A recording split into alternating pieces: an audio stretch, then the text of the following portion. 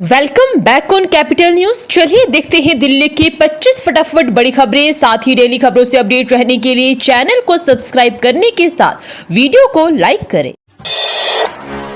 Pension भुगतान में गड़बड़ी रोकने के लिए सरकार कराएगी वार्षिक सत्यापन, योजनाओं में आएगी पारदर्शिता।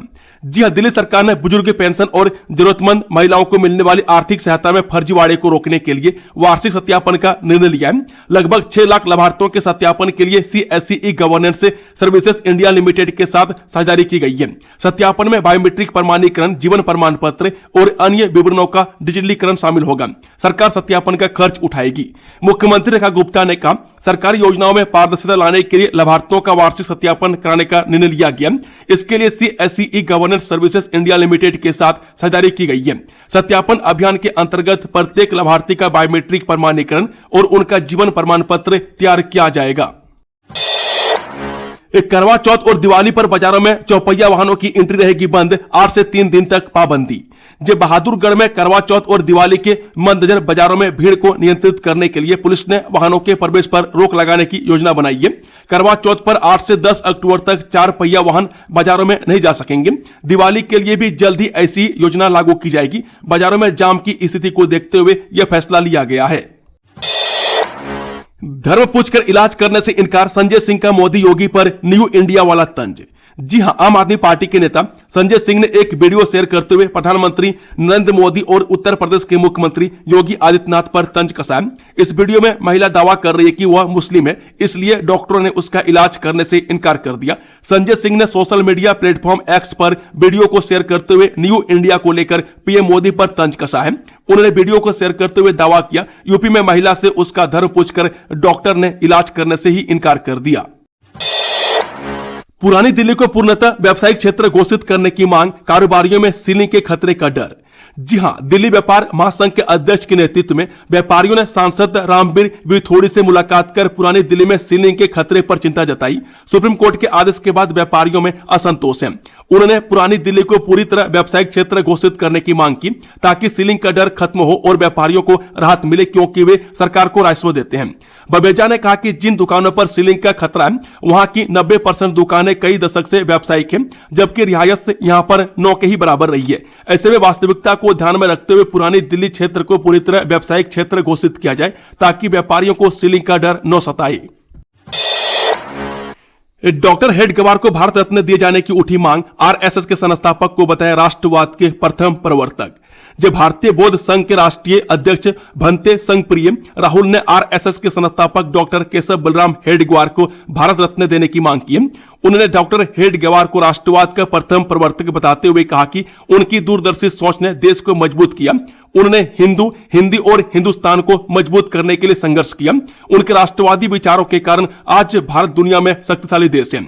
बता दें कि डॉक्टर हेडगेवार की भारत के प्रति दूरदर्शी और प्रखर सोच ने देश को मजबूत किया है और राष्ट्र के लिए समर्पित भाव और देश के लिए कुछ कर गुजरने की एक सोच को जन्म दिया।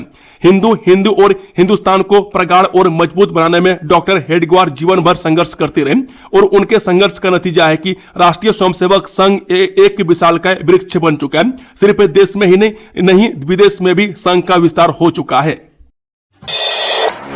दिल्ली में सरकारी स्कीम का गलत फायदा उठाने वालों की खैर नहीं, यह कदम उठाने जा रही सरकार। दिल्ली सरकार ने एक बड़ा फैसला लिया। अब राजधानी में आर्थिक मदद सिर्फ उन्हीं लोगों को मिलेगी जो सच में इसके हकदार हैं। मुख्यमंत्री रेखा गुप्ता ने बताया कि सरकार ने आर्थिक लाभ पाने वालों लोगों के सत्यापन को मंजूरी दे दी है। इसका मतलब है कि गलत तरीके से फायदा उठा रहे लोगों के नाम लिस्ट से हटाए जाएंगे। यह कदम इसलिए उठाया गया है ताकि सरकारी सहायता सही और पात्र लोगों तक ही पहुंचे। इस काम के लिए सरकार ने CSC SPV के साथ हाथ मिलाया है। केजरीवाल का शीश महल बनेगा सरकारी गेस्ट हाउस, प्रस्ताव तैयार, मंजूरी का इंतजार। दिल्ली सरकार ने पूर्व सीएम अरविंद केजरीवाल के विवादित बंगले को स्टेट गेस्ट हाउस बनाने का प्रस्ताव तैयार किया है। यह बंगला सिविल लाइंस के फ्लैग स्टाफ रोड पर स्थित है और फिलहाल खाली पड़ा है। दिल्ली का अपना कोई गेस्ट हाउस न होने के कारण सरकार इसे प्राथमिकता दे रही है, ताकि यहां अन्य राज्यों के अधिकारियों और मंत्रियों की बैठकें और प्रशिक्षण कार्यशालाएं हो सके। इस बंगले के निर्माण में हुई कथित अनियमितताओं को लेकर LGVK सक्सेना के निर्देश पर 2022 में शुरू हुई जांच अब CBI कर रही है। दिल्ली में शराब की बम्पर बिक्री, बढ़ गया 12% राजस्व, साल भर की कमाई जान रह जाएंगे दंग। दिल्ली में शराब की नई नीति पर असमंजस बरकरार है, लेकिन शराब की बिक्री का उस पर कोई असर नहीं पड़ा है। यही वजह है वित्तीय वर्ष 2025-26 में दिल्ली सरकार के आबकारी राजस्व के रूप में 4192 करोड़ 86 लाख रुपए की प्राप्ति हुई है, जो पिछले वर्ष इसी अवधि के 3731 करोड़ 79 लाख रुपए की तुलना में करीब 12.3% अधिक है। यह तब है जबकि दिल्ली में कोई पॉपुलर ब्रांड उपलब्ध नहीं है। दिल्ली के सरकारी स्कूल में गंदी हरकत करने वाले टीचर्स की जाएगी नौकरी, सख्त एक्शन की तैयारी। जी मंगलपुरी के एमसीडी स्कूल के प्रिंसिपल, एक महिला टीचर सहित 5 टीचर्स को उनके कृत्य की असली सजा मिलनी अभी बाकी है। एमसीडी के टॉप अधिकारियों का कहना है कि आरोपी टीचर्स को सस्पेंड तो इसलिए किया गया जिससे वे जांच में किसी तरह की बाधा पैदा न कर सके। जांच पूरी होने के बाद यह निर्णय लिया जाएगा कि उनके ऊपर माइनर पेनल्टी लगाई जाए या मेजर पेनल्टी। अधिकारियों का कहना है कि माइनर पेनल्टी में उनका डिमोशन से लेकर इंक्रीमेंट में कटौती की जा सकती है, लेकिन यदि उनके ऊपर मेजर पेनल्टी लगती है तो उन्हें नौकरी से भी निकाला जा सकता है। दिल्ली पुलिस का खुलासा, एयरपोर्ट पर नौकरी के नाम पर ठगी करने वाले शातिर गिरफ्तार। दिल्ली पुलिस की साइबर सेल ने एक ऐसे चालाक ठग को गिरफ्तार किया है जिसने बेरोजगार युवाओं को एयरपोर्ट पर नौकरी का सपना दिखाकर लाखों रुपए की ठगी की। दिल्ली पुलिस के मुताबिक गिरफ्तार आरोपी की पहचान मनोज रूप में हुई है। उसके कब्जे से ठगी में इस्तेमाल किया गया स्मार्टफोन बरामद किया गया। दिल्ली पुलिस के मुताबिक आरोपी मनोज खुद को एयरपोर्ट सर्विस कंपनी BWFS का कर्मचारी बताकर युवाओं से संपर्क करता था। वह एयरपोर्ट पर 35,000 वेतन वाली नौकरी दिलाने का झांसा देता और रजिस्ट्रेशन फीस के नाम पर 5,000 से 25,000 तक वसूल लेता था। ठगी का पर्दाफाश तब हुआ जब RK पुरम निवासी S सिंह ने साइबर पुलिस को शिकायत दी कि आरोपी ने उनसे 20,500 रुपये ठग लिए और फिर फोन बंद कर गायब हो गया। हिंदू देवी देवताओं पर मोहम्मद शमशाद ने की अभद्र टिप्पणी, पुलिस ने किया गिरफ्तार। दक्षिण पश्चिम दिल्ली में एक व्यक्ति को सोशल मीडिया पर एक वीडियो में हिंदू देवी देवताओं पर और पुलिसकर्मियों के बारे में अभद्र भाषा का इस्तेमाल करने के आरोप में पुलिस ने शनिवार को गिरफ्तार कर लिया। यहां एक अधिकारी ने यह जानकारी दी। वसंत कुंज थाने में एक व्यक्ति के बारे में पुलिस नियंत्रण कक्ष यानी कि PCR को फोन आया और बाद में आरोपी की पहचान मोहम्मद शमशाद आलम के रूप में हुई, जो हिंदू देवताओं के बारे में कथित तौर पर अपमानजनक भाषा का इस्तेमाल कर रहा था। पुलिस उपायुक्त अमित गोयल ने कहा, पुलिस की एक टीम तुरंत छतरपुर मेट्रो स्टेशन के पास रूबी नर्सरी के समीप पहुंची। इलाके में शिकायतकर्ता रविकांत समेत विश्व हिंदू परिषद यानी कि विहिप के कई सदस्य मौजूद थे। शिकायतकर्ताओं ने पुलिस को सोशल मीडिया पर प्रसारित एक वीडियो दिखाया जिसमें आलम को हिंदू देवी देवताओं और पुलिस अधिकारियों के खिलाफ अत्यधिक की आपत्तिजनक भाषा का इस्तेमाल करते हुए देखा गया। दार्जिलिंग में भारी बारिश से तबाही, भूस्खलन, पुल ढहने की घटनाओं में 14 की मौत। पीएम मोदी ने घटना पर दुख जताया। जब उत्तर बंगाल में लगातार बारिश ने फिर कहर बरपाया, भूस्खलन से कई पहाड़ियां तबाह हो गई। दार्जिलिंग में कई जगहों पर भूस्खलन से 5 लोगों की मौत हो गई। वहीं लोहे का पुल गिरने से 9 लोगों की मौत की खबर है। इस तरह की घटनाओं में कम से कम 14 लोगों की मौत होने की आशंका है। सिक्किम में कई जगहों पर पर्यटकों के फंसे होने की खबर है। प्रधानमंत्री मोदी ने दार्जिलिंग में पुल दुर्घटना में हुई जान माल की हानि पर शोक व्यक्त किया। उन्होंने सोशल मीडिया एक्स पर कहा, दार्जिलिंग में एक पुल दुर्घटना में हुई जान माल की हानि से अत्यंत दुखी हूं।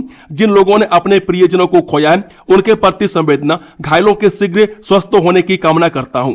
भारी बारिश और भूस्खलन के मद्देनजर दार्जिलिंग और आसपास के इलाकों की स्थिति पर कड़ी नजर रखी जा रही है। हम प्रभावित लोगों को हर संभव सहायता प्रदान करने के लिए प्रतिबद्ध हैं। नो केजरीवाल नो ही सिसोदिया, इस उद्योगपति को राज्यसभा भेजेगी आम आदमी पार्टी। जब कैबिनेट मंत्री संजीव अरोड़ा की विधानसभा चुनाव में जीत के बाद पंजाब से खाली हुई राज्यसभा सीट पर आम आदमी पार्टी सुप्रीमो अरविंद केजरीवाल को भेजने की चर्चाएं चल रही थी। हालांकि अब इन अटकलों पर विराम लग गया है। दरअसल आम आदमी पार्टी ने ट्राइडेंट ग्रुप के चेयरमैन राजेंद्र गुप्ता को पंजाब से राज्यसभा सीट के लिए अपना उम्मीदवार घोषित किया।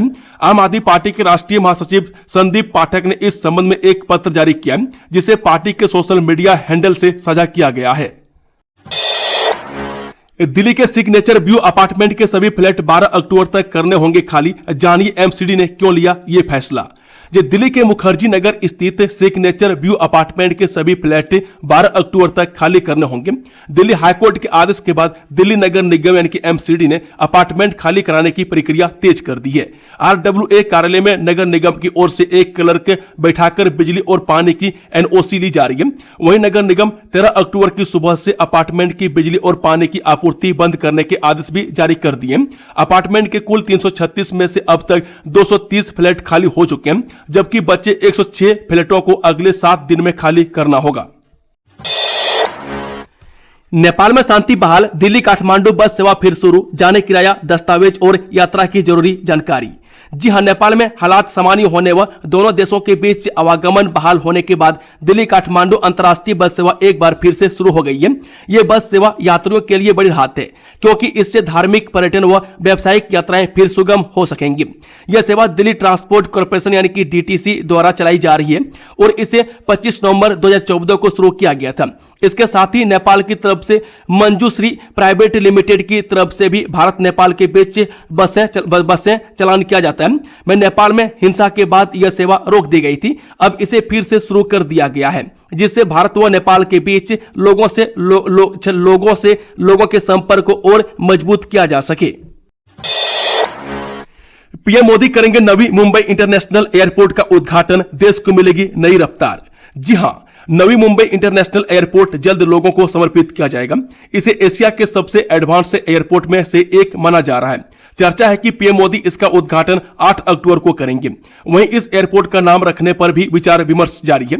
नवी मुंबई इंटरनेशनल एयरपोर्ट देश का सबसे एडवांस और पर्यावरण के अनुकूल बताया जा रहा है। एक वरिष्ठ अधिकारी ने ANI को बताया कि प्रधानमंत्री मोदी 8 अक्टूबर 2025 को नवी मुंबई अंतर्राष्ट्रीय हवाई अड्डे का उद्घाटन करेंगे। यह हवाई अड्डा मुंबई को लंदन, न्यूयॉर्क और टोक्यो के साथ दुनिया के सबसे प्रतिष्ठित जुड़वां हवाई अड्डा शहरों में शामिल करेगा। इससे भारत की वैश्विक विमानन प्रतिष्ठा को एक बड़ा बढ़ावा मिलेगा। दिल्ली में आतिशबाजी के खिलाफ मुहिम, पुलिस ने जब्त किए 1700 किलो से अधिक पटाखे। दिल्ली पुलिस ने इस महीने दिवाली से पहले पटाखों की जब्ती को लेकर बड़ा अभियान चलाया है। दिल्ली पुलिस ने राष्ट्रीय राजधानी में कई अभियानों में 1700 किलोग्राम से ज्यादा पटाखे जब्त किए हैं। इन कार्रवाइयों में 7 लोगों को गिरफ्तार भी किया गया। पुलिस उपायुक्त पंकज कुमार ने बताया कि दिल्ली पुलिस की क्राइम ब्रांच ने द्वारका, रोहिणी, उत्तम नगर, शास्त्री नगर, मुकुंदपुर और शाहदरा में एक्शन लिया। दिल्ली में बदलने वाला है मौसम, बारिश का येलो अलर्ट, 40 की स्पीड से चलेंगी हवाएं। राष्ट्रीय राजधानी दिल्ली में अगले 24 घंटे के दौरान पश्चिमी विक्षोभ का असर दिखना शुरू होगा। मौसम विभाग ने दिल्ली के साथ ही एनसीआर के इलाकों में सोमवार को तेज हवा के साथ जोरदार बारिश की चेतावनी जारी की है। इसको लेकर येलो अलर्ट भी जारी किया गया। इससे तापमान गिरेगा और मौसम में तेजी से बदलाव दिखना शुरू होगा। मौसम विभाग ने अगले 24 घंटों के दौरान दिल्ली के साथ ही एनसीआर के विभिन्न हिस्सों में पश्चिमी विक्षोभ का असर दिखने की संभावना जताई है। पश्चिमी विक्षोभ के असर से दिल्ली एनसीआर के इलाकों में बादल छाए रहने और रात या सुबह के समय गरज चमक के साथ हल्की बारिश की संभावना जताई गई है। अनावश्यक एक्सरे से 20 से कम उम्र वाले मरीजों में 10% बढ़ रहा है कैंसर का खतरा, विशेषज्ञों ने दी चेतावनी। चिकित्सा के क्षेत्र में तकनीक ने क्रांति ला दी है, लेकिन अनावश्यक रेडियोलॉजिकल जांच जैसे एक्सरे और सीटी स्कैन की बढ़ती प्रवृत्ति मरीजों के लिए खतरा बन रही है। शनिवार को राम मनोहर लोहिया अस्पताल में आयोजित neurological surgeon society of India के 2 दिवसीय प्रशिक्षण कार्यक्रम में डॉक्टर RS मित्तल ने यह बातें कही। उन्होंने चेतावनी दी कि बार बार रेडियोलॉजी जांच से होने वाला विकिरण जोखिम खासकर 20 वर्ष से कम उम्र के मरीजों में कैंसर का खतरा 10% तक बढ़ा सकता है। इस कार्यक्रम में विभिन्न राज्यों में डॉक्टरों की पढ़ाई कर रहे छात्र शामिल थे, जिन्हें 15 से 40 साल के अनुभवी डॉक्टरों ने प्रशिक्षण दिया। इस प्रशिक्षण में छात्रों को मरीजों की जांच करना, बीमारी का पता लगाना, बीमारी में इलाज की जरूरतों को समझना, जरूरत न होने पर सर्जरी करने से बचना व एक अच्छा न्यूरोसर्जन बनने का प्रशिक्षण दिया गया। बिश्नोई गैंग के बुरे दिन, सुरक्षा एजेंसियों का दावा, अलग हुए गोल्डी बराड़ और काला जठेड़ी, लॉरेंस को बड़ा झटका। अपराध की दुनिया में एक छत्र राज करने वाले लॉरेंस बिश्नोई व उसके गैंग के बुरे दिन शुरू हो चुके हैं। सुरक्षा एजेंसियों की माने तो लॉरेंस गैंग का दाहिना हाथ कहे जाने वाले कनाडा में बैठे गोल्डी बराड़ और काला जठेली भी अलग हो गए। ये लॉरेंस के लिए बहुत बड़ा झटका है। राजस्थान का गैंगस्टर रोहित गोदारा भी लॉरेंस गैंग से अलग हो चुका है। अधिकारियों की माने तो इस समय लॉरेंस बिश्नोई अमेरिका में बैठे भाई अनमोल के साथ अकेला रह गया है। कनाडा सरकार ने हाल ही में लॉरेंस के खिलाफ कड़ा कदम उठाया। कनाडा सरकार ने बिश्नोई गैंग को एक आतंकवादी संगठन घोषित कर दिया। बिश्नोई गैंग पर कनाडा में खास समुदाय को निशाना बनाकर डर और धमकी का माहौल बनाने का आरोप है। इसे देखते हुए कनाडा की पब्लिक सेफ्टी मिनिस्ट्री की तरफ से जारी बयान में कहा गया कि बिश्नोई गैंग एक इंटरनेशनल टेररिस्ट गैंग है जो हिंसा, दहशतगर्दी और डराने धमकाने का काम करता है। ऐसे में बिश्नोई गैंग को आतंकी संगठन घोषित करने के बाद कनाडा की सरकार को उसके खिलाफ और कड़ी कार्रवाई करने की छूट मिलेगी। नलों से साफ पानी का जगह आ रहा सीवर का गंदा और बदबूदार पानी, दूषित जल पीकर बीमार हो रहे लोग। जब पूर्वी दिल्ली के कई इलाकों में दूषित पेयजल की सप्लाई हो रही है जिसे पीकर लोग बीमार हो रहे हैं। ऐसे में लोगों को अपनी बुनियादी जरूरतें पूरी करने के लिए बाजार से पानी खरीदने को मजबूर होना पड़ रहा है। यहां तक कि खाना पकाना, बर्तन धोना, स्नान करना और शौच जाने तक के लिए उन्हें परेशान होना पड़ रहा है। दरअसल लक्ष्मी नगर स्थित डी ब्लॉक और मयूर विहार फेस 1 स्थित पॉकेट 2 में यह समस्या बीते कई महीनों से बनी हुई है। अंडरवियर पहनकर अदालत में वर्चुअली पेश हुआ एक शख्स, शराब पी सिगरेट का कस लगाया, गिरफ्तार। जब पुलिस ने वीडियो कॉन्फ्रेंसिंग के जरिए हो रही अदालती कार्यवाही में बाधा डालने के आरोप में एक व्यक्ति को गिरफ्तार कर लिया है। वह धूम्रपान और शराब पीते हुए अंडरवियर में अदालत में पेश हुआ था। पुलिस के एक अधिकारी ने बताया कि गोकुलपुरी निवासी मोहम्मद इमरान उम्र 32 वर्ष से एक हिस्ट्री सीटर है और उसके खिलाफ दिल्ली भर में लूट, झपटमारी और अन्य अपराधों के 50 से ज्यादा मामले दर्ज हैं। 30 हजारी कोर्ट स्थित न्यायिक मजिस्ट्रेट प्रथम श्रेणी अंशुल सिंगल की अदालत के रिकॉर्ड कीपर की शिकायत पर 22 सितंबर को मामला दर्ज किया गया था। यमुना के तटों पर प्राकृतिक विरासत को मिलेगा नया जीवन, फिर विकसित किया जाएगा अमृत बायोडायवर्सिटी पार्क। जब दिल्ली की प्राकृतिक विरासत को संजोने और यमुना के तटों को नया जीवन देने के लिए डीडीए ने 61,56,000 की 3 नई परियोजनाओं शुरू की है। डीडीए यमुना के बाढ़ क्षेत्र और खास तौर पर आईटीओ ब्रिज से NH-24 के बीच के क्षेत्र में अमृत बायोडायवर्सिटी पार्क को फिर से विकसित करेगा। यह परियोजना सीधे तौर पर दिल्ली की प्राकृतिक विरासत को संवारने और शहर को अधिक हरियाली देने के लिए है। इसमें यमुना किनारे आर्द्र भूमि के साथ घास के मैदान, दुर्लभ और स्थानिक पौधों वाले मैदानी वन विकसित करने का लक्ष्य है जो दिल्ली की जैव विविधता को मजबूत करेंगे। डीडीए के विवेक के बिहार हॉर्टिकल्चर डिवीजन ने कुल 61,56,101 रुपए की 3 प्रमुख बागवानी परियोजनाओं के ऑनलाइन टेंडर जारी किए। 13 अक्टूबर को दोपहर 3 बजे तक टेंडर भरे जाएंगे और 14 अक्टूबर को इनकी तकनीकी बोलियां खोली जाएंगी। दिल्ली हाईकोर्ट का अहम फैसला, जीएसटी में कमी के बाद कीमतों में कमी न करना धोखाधड़ी के समान। जब दिल्ली हाईकोर्ट ने जीएसटी दरों में कमी को लेकर महत्वपूर्ण टिप्पणी की है। अदालत के अनुसार जीएसटी दरें कम होने पर उपभोक्ताओं को कीमतों में सीधा लाभ मिलना चाहिए, न कि उत्पादों में बदलाव करके उन्हें ठगा जाना चाहिए। कीमतों में बदलाव किए बिना मात्रा बढ़ाने से टैक्स से कटौती का लाभ नहीं मिलता। अदालत ने यह फैसला मेसर्स शर्मा ट्रेडिंग कंपनी की याचिका पर सुनाया। दिल्ली के वजीराबाद में अचानक सड़क धंसी, भारी वाहनों के लिए रूट डायवर्ट। जब पूर्वी दिल्ली के वजीराबाद रोड पर गोकलपुरी में जल बोर्ड की पाइपलाइन के रिसाव से सड़क धंस गई। पीडब्ल्यूडी ने तुरंत कार्रवाई करते हुए गड्ढे को भर दिया और यातायात सामान्य किया। स्थानीय लोगों ने बताया कि सड़क कुछ दिनों से नीचे बैठ रही थी। पुलिस ने भारी वाहनों को डायवर्ट किया। पीडब्ल्यूडी ने रिसाव को ठीक करके सड़क की मरम्मत की। स्थानीय लोगों ने बताया कि पिछले कुछ दिनों से सड़क नीचे बैठ रही थी। शनिवार शाम को सड़क धंस गई। स्थानीय लोगों ने मामले की सूचना पुलिस व पीडब्ल्यूडी विभाग को दी। रात तक सड़क करीब 6 फीट तक धंस गई। पुलिस ने भारी वाहनों का आवागमन बंद किया। भारी वाहनों को गोकलपुरी फ्लाईओवर से डायवर्ट कर दिया। फरीदाबाद के निवासी अब ले सकेंगे फ्री जिम और सैर सपाटा का आनंद। इन 4 जगहों पर बनेंगे पार्क। जब फरीदाबाद नगर निगम शहर को साफ रखने के लिए कूड़ा घरों को खत्म करके उनकी जगह पार्क बनाने की योजना बना रहा है, वह बल्लभगढ़ और एनआईटी में 4 जगहों पर पार्क बनाए जाएंगे, जिनमें ओपन जिम और फुटपाथ ट्रैक होंगे। निगम ने टेंडर जारी कर दिए और दिवाली के बाद काम शुरू हो जाएगा। इस पहल से शहर में स्वच्छता को बढ़ावा मिलेगा और लोगों को ताजी हवा मिलेगी। 4 जगहों के लिए निगम की ओर से टेंडर जारी कर दिए गए। दिवाली के बाद पार्क तैयार करने का काम शुरू हो जाएगा। इन पार्कों में ओपन जिम और फुटपाथ ट्रैक भी बनाए जाएंगे। निगम का मानना है कि डंपिंग यार्ड खत्म होने से शहर में स्वच्छता अभियान का असर दिखना शुरू हो जाएगा। भ्रामक और काल्पनिक दावे करने पर हाईकोर्ट ने 2 पक्षकारों पर लगाया 50,000 रुपए का जुर्माना। दिल्ली हाईकोर्ट ने जिला अदालत से मामले के ट्रांसफर के लिए दायर याचिका में गलत दावे करने पर 2 लोगों पर 50,000 रुपए का जुर्माना लगाया।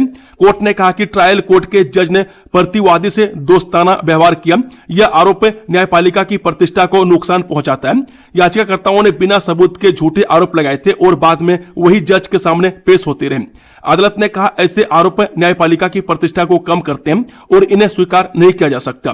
पीठ ने कहा कि याचिकाकर्ता सिर्फ बिना किसी प्रमाण के ट्रायल कोर्ट के न्यायाधीश पर अनावश्यक, कल्पित और झूठे आरोप लगाने की कोशिश कर रहे थे।